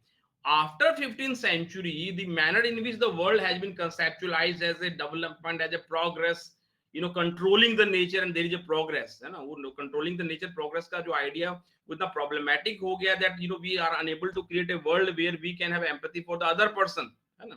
तो ये भी एक problematic idea जहां से मॉडर्निज्म पे हम सवाल उठा रहे हैं कि मॉडर्निज्म एक लीनियर आइडिया ऑफ प्रोग्रेस की तरफ जो ले जा रहा था वहां में नहीं ले जा रहा, इसलिए पोस्ट मॉडर्निज्म इन बिटवीन आ गया। बट व्हेन यू जब आप गेल ओमेट को पढ़ते हैं तो आप देख रहे हैं कि गेल ओमेट हमें कह रही है कि द मॉडर्निज्म स्टार्ट्स, मॉडर्निज्म का मतलब क्या, वो कहते हैं the utopia, the alternative world, एक ऐसी दुनिया जहां पे हमने ह्यूमन रिलेशंस को जो अभी तक चला आ रहा था उससे कुछ अलग कंसेप्चुलाइज किया। इंडिया में हमें पहला ऐसा कौन सा प्रमाण मिल रहा है? सो बाय 14th सेंचुरी जब हम जो सोर्सेस को देख रहे हैं, जब when their Turks are coming in India, when the other Arabian people are coming to India, जब हिंदुस्तान में आक्रमण हो रहे हैं, उस दौर में एक जो कंसेप्चुलाइजेशन हमें देखने को मिलता है टेक्स्ट में, वो कलयुग का कंसेप्चुलाइजेशन देखने को मिलता है। और हमारी जो बाइनरी है दैट फ्रॉम कलयुग टू सतयुग हम जो जानना चाहते हैं, एक world where everybody can be at peace, है ना, वो एक जो कंसेप्चुलाइजेशन है वो हमें टेक्स्ट में देखने को मिलता है। बट ये लोग यही कहते हैं कि जब हम वर्नाकुलर टेक्स्ट को जब हम देखने की कोशिश करते हैं, that is something, this idea of कलयुग और जो प्रॉब्लम्स इमर्ज हो रही वो हमें संस्कृत टेक्स्ट में देखने को मिलता है। लेकिन एक बड़ी एक जो डेविएशन हमें देखने को मिलता है that is the vernacular writings, कि जहां पे दुनिया को कुछ अलग तरह से कंसेप्चुलाइज करने की कोशिश हो रही है। The world is being कंसेप्चुलाइज्ड, though the world conceptualized in a different manner exists as long as early as हमें उपनिषद से लेके बुद्धिस्ट ट्रेडिशन से लेके, but in the vernacular literature you find a conceptualization of Amarpur, Premnagar and Begumpur and Khalsa। ये vernacular sources में, यानी कि 1900 से पहले alteration of the human relations, एक इंसान दूसरे इंसान के साथ कैसे व्यवहार करेगा, ये हमने अभी लैटिन अमेरिका केस में देखा। But how one person will interact with the another person, modernism की एक परिभाषा ये भी है कि एक इंसान दूसरे इंसान के साथ कैसे एम्पैथी से इंटरेक्ट करे, कैसे वो इक्वालिटी से एग्जिस्ट करे, कैसे वो सोसाइटी में एज ए सिटीजन एग्जिस्ट करे, ऑन इक्वालिटी एग्जिस्ट करे। तो ये जो कंसेप्चुलाइजेशन है, जो कबीर ने वर्ड यूज किया Khalsa, those who are enlightened and those who meditate the name of the God, है ना। So within the conceptualization of Khalsa, one of the important understanding is that the Aki, the ruler, the person, Kabir की writing को जब हम देख रहे हैं तो वो कहते हैं कि 52 अक्षर लोग तरे सब कुछ इसे माही, ई अक्षर खिल जाएंगे वो अक्षर इसमें नहीं। वो कहते हैं कि जो पूरी दुनिया है ये 52 जो वर्ड है, लेटर्स है, उस पर खड़ी हुई है। This entire knowledge, this entire wisdom of the knowledge is a construction, is a human construction, so and जहां बोलता है आचार आवाज, जहां अबोल तहां मनु न रहावा, यानी कि कहां पे है, where is that reality, speech और साइलेंस के बीच में। तो what is happening in the Europe कैसे कंसेप्चुलाइज कर रहा है वर्ल्ड को, हिंदुस्तान में लोग कैसे कंसेप्चुलाइज कर रहे हैं रियलिटी को। Now one of the important contribution Punjab के क्षेत्र को जब हम देख रहे हैं, जहां पे लगातार इस दौर में आक्रमण हो रहे हैं, वहां पे क्या हो रहा है, हाउ सोसाइटी इज क्राफ्टेड। और जब आप गुरु नानक साहब को देख रहे हैं तो उन्होंने पंगत और संगत का कंसेप्ट चलाया। पंगत मतलब एक साथ बैठ के खाना खाना, संगत मतलब साथ में रिलीजियस एक्टिविटी में इन्वॉल्व होना, right. Now this idea and Guru Gobind Singh said in the 1675 that anybody जो साथ में बैठ के खाना खाने से मना करेगा, और those who will observe any kind of hierarchy, they will not be considered as a Sikh. So India is not a stagnant society. मेरा कहने का मतलब है कि जब हम सोर्सेस को देख रहे हैं तो Hindustan is not an stagnant society की we were waiting for the British to come, कि अंग्रेज आएंगे हमें जगाएंगे फिर हम जाग जाएंगे, and then we will become a modern. It is not a case. The society is continuously evolving.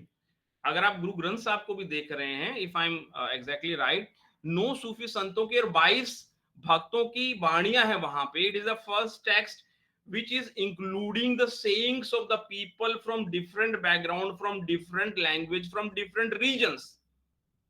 जिस आधुनिकता को हम कंसेप्चुलाइज कर रहे हैं कि आप छोटी छोटी डिनोमिनेशन से उठकर एक बड़े डिनोमिनेशन में, what is a nation, nation क्या होता है, राष्ट्र की एक परिभाषा ये भी है कि that it is a sense of belonging, when you celebrate and when you suffer together in as a sense of belonging. जब आप दुख और सुख में साथ में, तभी आप एक राष्ट्र के रूप में एग्जिस्ट कर रहे हैं। Now, this idea of coming together, ये हमें हिंदुस्तान के डिफरेंट कॉर्नर्स में 14-15 सेंचुरी से नजर आ रहा है। that kind of conceptualization, Babar के आगमन को भी Guru Nanak questions that the arrival of Mughals led to that कि ना the हिंदू और ना मुसलमान अपनी पूजा कर पाए। So his conceptualization is that something, that arrival of the Babar is considered as something which is problematic to the people of the India. वो हिंदुस्तान, वो चाहे हिंदू हो चाहे मुसलमान हो, everybody is affected. Not only that, India developed its own ethical values. Punjab के क्षेत्र को जब अगर हम देख रहे हैं, जिस तरह के इश्यूज इमर्ज होते हैं, जिस तरह की एथिक्स हमें देखते हुए नजर आ रही हैं, that how the society is being conceptualized towards the woman, कैसे वुमन के साथ में ह्यूमन बीइंग को इंटरेक्ट करना है, कैसे उसे अपने डाउट्स को रखना है, कैसे गॉड पे फेथ रखना है। द एंटायर नाउ जब हम गुरु गोविंद सिंह को देखते हैं और खालसा की स्थापना को देख रहे हैं, so the people who were transformed into पंच प्यारों के रूप में जब उन्होंने 5 लोगों को बुला के when he established that Khalsa, out of that 5 people, 4 people were those people who traditionally who were not considered somebody who can be become a person who can determine what is a religion, what is not a religion, right? लेकिन गुरु गोविंद सिंह उन्हें अमृत भी पिला रहे, उनके हाथ से अमृत P लें, सो गुरु सिख बन जा रहा है और सिख गुरु बन जा रहा है। how the identity is getting changed, and that conceptualization of that Khalsa here means that how the person has to move away from the caste, clan or other kind of restrictions, from the superstitions, or they have to reborn and they have to see society in a different way. So when you examine, जब हम उसको गेल Omvedt के नजरिए से examine करने की कोशिश कर रहे हैं, तो गेल ओमवेट कहती है that modernism, the utopia exists in India by the 14th and 15th century, कि एक इंसान के साथ में इक्वालिटी से एग्जिस्ट करे, विदाउट पेन और सोरो एग्जिस्ट करे। In India is conceptualising an empathy oriented world by the 15th century. Hindustan में उस डिस्कशन को हम देख रहे हैं जहां पे हम एक एम्पैथी ओरिएंटेड वर्ल्ड का निर्माण कर रहे हैं। We are not conquest oriented world, जो इस वर्ल्ड के भी मैंने आपको पीछे जिक्र की, that is a conquest oriented world. your all values can be conquest oriented world में क्या होता है कि आप बस जीत जाइए, सारी वैल्यूज आपको अपने आप मिल जाएंगी, so but we are not following, we develop our values through the practices, through the ethics, and those ethics जो हम अभी देख पा रहे हैं, those ethics are the ethics which are concerned about the human being, which are concerned about the equalities, which are concerned about the capability of the human beings। और ये जो कन्वर्जेंस हम देख रहे हैं in terms across the religion, across the region, across the gender relations, ये जो transformation जो है, इस ट्रांसफॉर्मेशन को गेल ओम्बेट ने कंसेप्चुलाइज किया है इन टर्म्स ऑफ, तो ये जो अभी हम मान रहे हैं कि आवर मॉडर्नाइजेशन, फिर ये जो मॉडर्नाइजेशन है, ये जो हमारी एपिस्टेमोलॉजिकल अंडरस्टैंडिंग है, ये epistemological understanding based on certain types of conceptualization, वो कंसेप्चुलाइजेशन जिसे हम मान के चल रहे हैं, that those conceptualizations are based on the conception which is constructed by the colonization, जिस colonization ने सोसाइटी को समझने की प्राइमेसी इस आधार पर रखी है कि आप कितने मटेरियल स्ट्रक्चर क्रिएट कर पा रहे हैं, but with in that thought that idea of human being is somewhere absent. तो एक तरफ जब हम प्लेसियस रूबियस को देख रहे हैं, हम एक तरफ फ्रांसिस्को विक्टोरिया को देख रहे हैं, एक तरफ हम लॉस कसास को देख रहे हैं, हम कुरान को देख रहे हैं, और भी थिंकर्स को देख रहे हैं, their entire construction is based on Aristotle's politics chapter number 1 and 3, that what is a man, he is a conceptualization of man. Man is somebody who is a combination of passions and intellect, and what is a slave, ये conceptualisation है जिसके ऊपर एक जो world है, जो Europe का world है, जिसे बाद में वेस्ट कह रहे हैं, वेस्ट कभी था ही नहीं, बट वेस्ट को हमने in the writing of history process हमने वेस्ट को क्रिएट किया है। But the kind of the world, the kind of ontology, the kind of the existence of the human being which has existed in India, उसको हमने कहीं ना कहीं अपने सोर्सेस को उस नजरिए से नहीं देखा है, हमें अपने वर्ड्स और कंसेप्ट्स को हमने उस तरह से कंसेप्चुलाइज नहीं किया है जो उस रियलिटी को समझ पाए। Otherwise, how can we, what is motivating this kind of convergence, which is motivating this kind of convergence? जैसे कि फॉर एग्जांपल अगर मैं कहूं कि जो लोग खालसा में स्थापित हुए, they had their own identities before they got converted into the kind of Khalsa by the Guru Gobind Singh, और बाद में जो उन्हें आइडेंटिटी मिली, that is an identity not based on a kind of any region, religion or birth, that was the identity which is based on their own on their the man, the idea of man which was prescribed in the ethics, the terms and condition which was established by Guru Gobind Singh, यानी कि उनके उन शर्तों के ऊपर चलने वाला व्यक्ति ही सिख कहला सकता है, ये उन्होंने इस तरह से एस्टैब्लिश किया।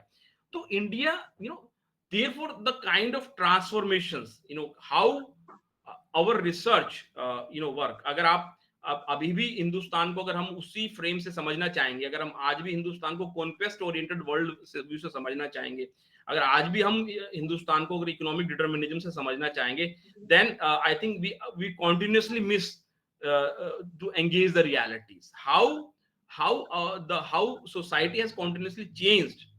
ये अगर उसको हम अपने एपिस्टेमोलॉजिकल चीजों को चेंज करेंगे, हम ओंटोलॉजिकल रियलिटीज को बदलेंगे, I think then our research work, our understanding of the India or our understanding of the other societies.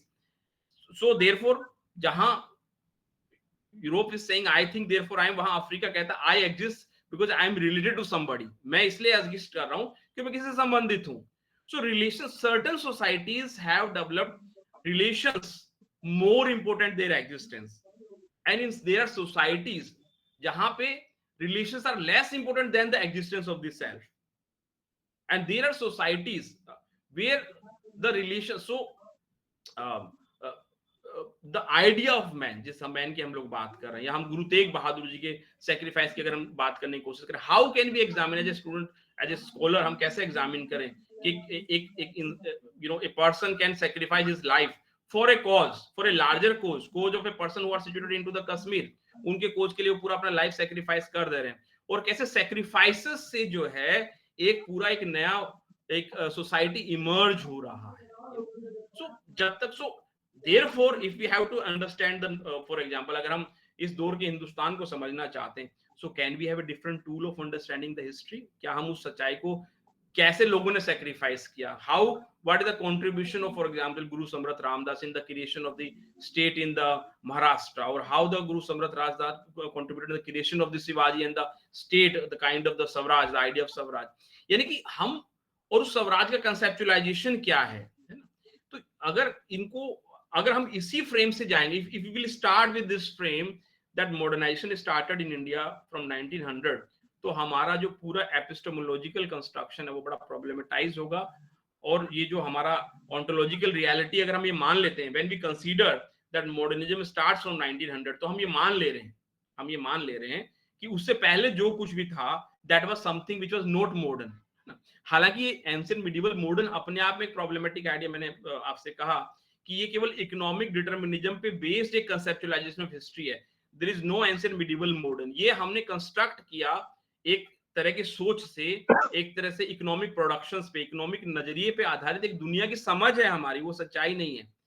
लेकिन अगर हम रिसर्च करना चाहेंगे, हिंदुस्तान को समझना चाहेंगे with an understanding, you know, that everything which has existed before 1900 is a problematic domain, तो शायद हम उस रियलिटी को कभी समझ नहीं पाएंगे। Therefore our ontological understanding of the reality and our epistemological mechanism to understand that reality, ये अगर समय के साथ हम अपने वर्ड्स और कॉन्सेप्ट्स को रीआर्टिकुलेट नहीं करेंगे, then the same kind of understanding of reality continues over a period of time.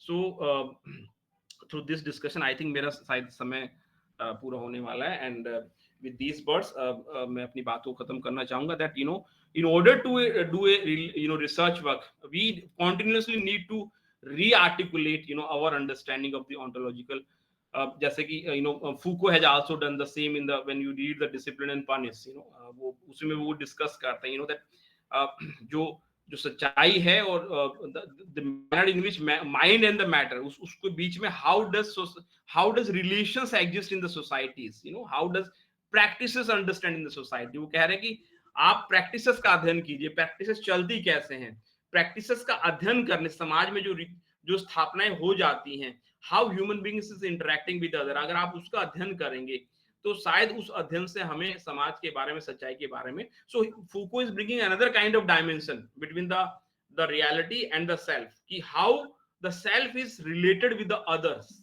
how the self is related, वो जो रिलेशन बनने का जो प्रोसेस है, जो प्रैक्टिस है, जो अभी तक इतिहास में हम लोग अध्ययन नहीं कर रहे थे, तो दैट्स हाउ अगर हम उस तरह से अध्ययन करना चाहेंगे, so that's why my question again rises कि अभी तक why don't we have a history of mother, for example, अगर मैं डिसिप्लिन हिस्ट्री के पॉइंट ऑफ व्यू से कहूं, अभी तक हमने किसी why have we not written the history of the woman, why we have not written the history of the mother, why we have not written the history of brother, why we don't have a history of father, why we don't have a history of family, ये इतिहास क्यों नहीं, ये we exist in the societies, can a society exist without a family, क्या कोई समाज बिना परिवार के एग्जिस्ट कर सकता है, we participate into the society but we participate by existing also in the family, but family का कोई इतिहास क्यों नहीं है, because somehow we consider emotions are less important than, है ना कहीं हम ये मान रहे हैं कि जो इमोशंस हैं, जो एम्पैथीज हैं, जो इमोशन बेस्ड रिलेशंस हैं, they are of second category, वो थोड़ा सेकंड कैटेगरी का है। जो economic determination, economic based relations हैं, they are of the higher categories.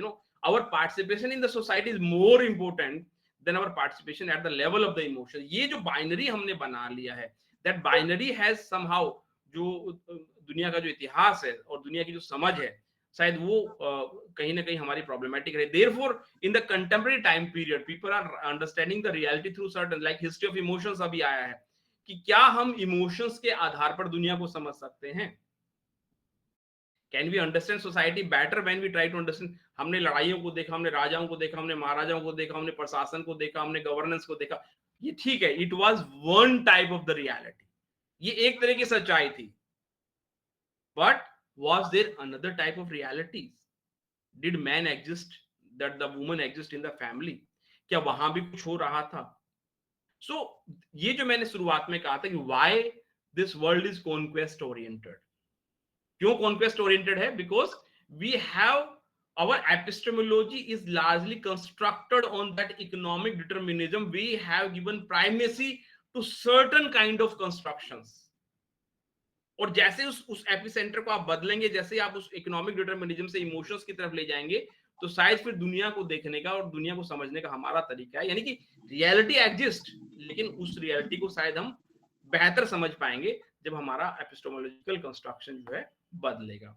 तो with this word I am very thankful to the Suman ji, जिन्होंने मुझे आज के लिए प्रोग्राम में इनवाइट किया। I am very thankful to my worthy colleagues, जिन्होंने बहुत पेशेंस के साथ में सुना। I am really thankful to all of you. Thank you so much, sir, for such an enlightening address. This is really beneficial and fruitful to all the participants present over here. And Neelam Khan has raised her hand. Neelam Khan, please unmute yourself and ma'am ask the question. Ma'am मैं ये जानना चाहती हूँ sir ने खालसा पंथ का बताया अभी उसका ऐतिहासिक जो रेफरेंस बताया है तो मैं एक्चुअली हिस्ट्री से तो मैं जानना चाहती हूँ कि जितने भी पंथ हैं चाहे वो किसी भी धर्म के क्यों ना हो क्या उनको धार्मिक तौर पर ही एनालिसिस किया जा सकता है या उनका कुछ ऐतिहासिकता पे भी अलग से बात की गई है अभी तक के जो रिसर्च में है? Yes, thank you very much, Neelam ji, आपने rightly raised the question. You see, जो अभी तक का इतिहास लेखन है, we have not considered, religion, as a source of social action. Religion as a source of ethics. अगर आप when we read जब हम मैक्स वेबर को पढ़ते हैं, the spirit of Protestant ethics in capitalism, तो वहाँ एक कंस्ट्रक्शन है कि how religion determines our ethics. When we, अगर हम गुरु गोविंद सिंह जी का जो पत्र पढ़ते हैं, Fatehnama Zafarnama, which had written to Aurangzeb, जो औरंगजेब को उन्होंने लिखा, तो वो उस पूरे लेटर्स में ये कहते हैं कि why he is opposing Aurang. वो कहते हैं कि because by the time of when he is written the Zafarnama, तो उनके चारों बच्चे शहीद हो चुके हैं उस दौर में. He is fighting for a cause. तो he is saying he is not opposed that he, because the ruler is a Muslim, he is not opposed to that idea. वो कहते हैं कि तुमने कुरान पे हाथ रख के कहा था, you are not a Muslim if you are not on the Quran. ये उस वर्डिंग है, पर्शियन में लिखा हुआ डॉक्यूमेंट है. और वो कहते हैं कि because you are killing the people, so he is opposing Aurangzeb not on the basis of the say religion, but on the basis of the acts which are problematic in the perception of Guru Gobind Singh. Because जो लड़ाइयां चल रही हैं, for example in the case of Punjab को जब हम देख रहे हैं, तो पंजाब में the ideas are emerging in terms of issues. For example तो Pir Buddhu Shah is fighting on behalf of Sufi saint, fighting on behalf of Guru Gobind Singh against the Mughals, for example, और hill rajas are fighting for the Aurangzeb against the Guru Gobind Singh. उस तरह का construction है. But why I have raised this issue, that we need to understand that there are time periods when religion plays very important role in determining the ethics of the society. For example, यानी कि अगर हम पंजाब के case को for example अगर हम देख रहे हैं कि व्हाट इज अ मैन, है ना, व्हाट इज अ मैन, उस मैन को कंसेप्चुअलाइज किया गुरु गोविंद सिंह ने, उस मैन को कंसेप्चुअलाइज किया गुरु नानक देव ने. और वो जो idea of conceptualization of man है, that is continues in the society. उस पूरे आइडियाज के अराउंड जो है एक पूरा सोसाइटी क्रिएट हुआ है. I am not talking about the only Sikh community, but जो पंजाब से उस आइडिया से जो लोग कनेक्ट हो पाते हैं, उस आइडिया से, या बुद्धा के उस आइडिया से जब हम कनेक्ट होते हुए देखते हैं, सो जो भी आइडियाज हैं from whatever corner of religion it is coming, if it is creating a ethics which is resulting into social action, definitely, you see, what is a history? Every human action is part of our study, है ना. Every human action is part of our study. So इसलिए मैंने कहा कि why modernism starts in the 15th century. जब गुरु ग्रंथ साहब को हम देख रहे हैं, तो 9 सूफी संतों की बाणियां वहां पे हैं, 22 भक्तों की बाणियां वहां पे हैं, and these people belong to different religion, different kind of identities, है ना. कोई जूता बनाने वाला है, कोई कपड़े धोने वाला है, कोई ये करने वाला है, कोई व्यापारी करने वाला है, different types of people, and their ideas are conceptualized into a text and considered as a very divine, है ना. ये जो idea of man है, ये जो idea of other है, which is which really creates a sense of nation. तो इसलिए गेल ओवेट ने इस बात को रखा है कि जब हम कहेंगे कि modernism starts with the arrival of the British people और in the struggle against the British people, तो ये बड़ा problematic idea, because the utopia और the idea of the world जो अभी तक चला आ रहा था, उससे एक अलग दुनिया का जब हम निर्माण करने की कोशिश कर रहे हैं, तो वो हमें आइडियाज 14th-15th सेंचुरी में देखने को मिले. So definitely I do agree, and but the unfortunately let me tell you very frankly कि ये अभी तक हम लोगों ने हिस्ट्री राइटिंग में इस तरह से भी देखना शुरू नहीं किया, unfortunately. Thank you so much sir, क्योंकि मैं ऐसे ही कुछ मुद्दों पर पेपर लिखना चाह रही थी, तो अब मैंने सुना आपको, तो मैं क्या मैं पूछ लेती हूँ तो मुझे हेल्प मिलेगी. क्योंकि जितने भी धर्म से रिलेटेड वाले साहित्य हैं उसके अंदर सिर्फ धर्म की बात की गई, तो हम उस पर निष्पक्ष रूप से कह भी नहीं सकते कि दूसरा पक्ष उन्होंने उसको शामिल किया है नहीं किया है, तो थोड़ा सा डाउटफुल था, इसलिए मैंने आपसे पूछा। let me elaborate. मुझे 1-2 मिनट होगा सुनने मेरे पास में, मैं एक दो elaborate करता हूँ. You see, the manner in which we conceptualize the society, unlike the Europe, Europe में जो conceptualization of जो religious structure रहा है और जो so called modernism वहां पे आया, वहां पे एक conflict था, right? So but what has happened in India में क्या हो रहा है, जब हम बाबा फरीद के सेइंग्स को फॉर एग्जांपल पढ़ते हैं गुरु ग्रंथ साहब में, या हम कबीर को पढ़ते हैं, या हम रविदास को पढ़ते हैं, सोसाइटीज को किस तरह से होना चाहिए, सोसाइटीज का क्या एथिक्स होना चाहिए, या हम दास बोध को पढ़ते हैं, गुरु समृत रामदास के टेक्स्ट को पढ़ते हैं, that what is a man और why a man should be और why a person should be a person of ethics, उन्होंने कहा दास बोध में कि अगर राज्य और अपने एथिक्स में से कुछ सेक्रीफाइस करना पड़े तो क्या सेक्रीफाइस करना चाहिए, so he says that you sacrifice the state but you don't sacrifice your ethics.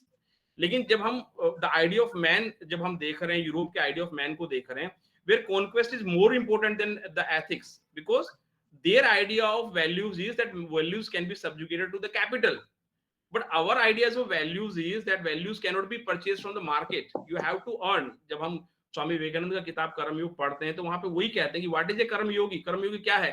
वो कहते हैं कि जो हम दुख और सुख महसूस करते हैं उसकी एक छाप हमारे व्यक्तित्व पे पड़ती है, और हमारा व्यक्तित्व जो है वो उसी दुख सुख को फेस करने से निर्मित होता है. You can not create your personality from a market, you have to nurture it continuously every day. So I think from that perspective, you can go ahead with this kind of understanding. Thank you so much, sir. Thank you so much. Thank you. Thank you so much, sir, for such a enlightening address by you. And this is really a great to hear you, like you have told each from the ancient era, from the world history, how the things are going on, like we are talking about isms and ideologies, but apart from that, the thing which is augmented and refers is that is the idea of the man. That is more important. That is the notion of the nation. That is more important in whenever we talking about Haiti revolution, or about American revolution, or about French revolution. This is more important. Actually, sir, we are living in the age of contradictions. Like some paradox are there. At a time we are some positive and negative, both the things are going parallelly sometimes. So this thing is like we can understand. You also told about not only sympathy, but we have also empathy to someone. That is the commendable idea for each and everyone one present over here. Sir, this is really great to listen you. And on behalf of UGC, MMTTC, FDP, orientation and sensitization program, we all welcome you. We further listen you more, and thank you so much for such an enlightening address, and you spare the time, valuable time, for this incitement, for this insight address. Thank you so much. And from participant side, I want to invite Megha Kumari for extend vote of thanks. Megha. Yes, thank you, Suman ma'am.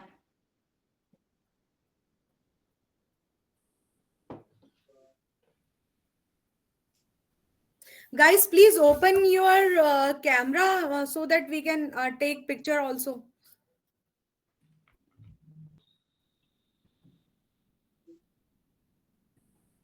Okay.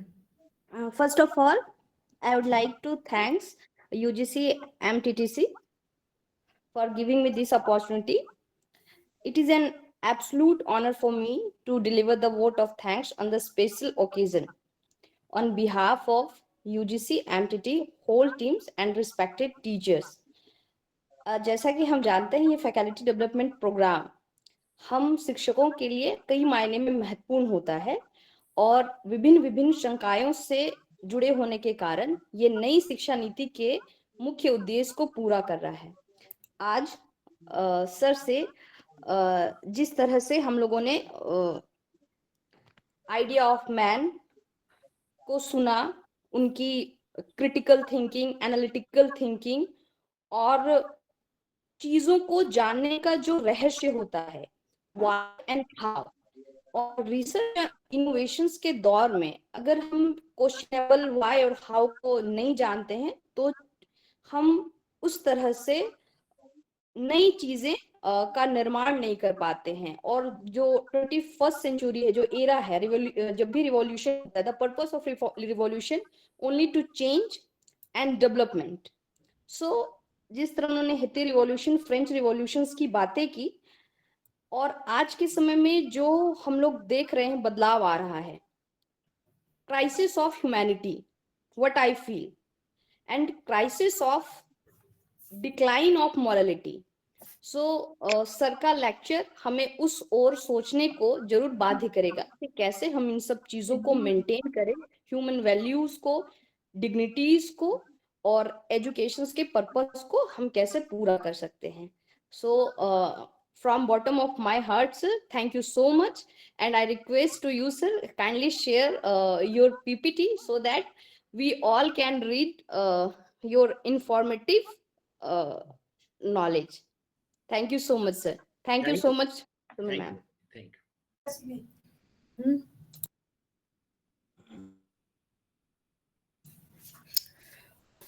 Okay, thank you so much to each and everybody present over here.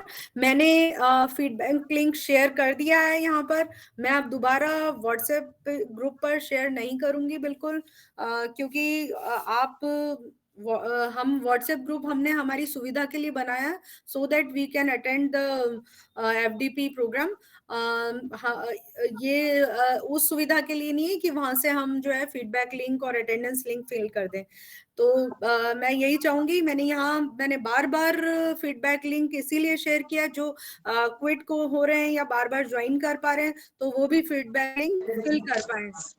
Ma'am, sorry, If ma'am. you have any query regarding the same, then you can ask me personally. Ma'am आपकी आवाज clear नहीं आ पा रही है। Ma'am sorry ma'am, इन chat box feedback link मैं नहीं देख पा रही हूँ ड्यू टू डिस्कनेक्ट। ओके, अभी Yes, देख ma'am. पा रहे हैं? अभी देख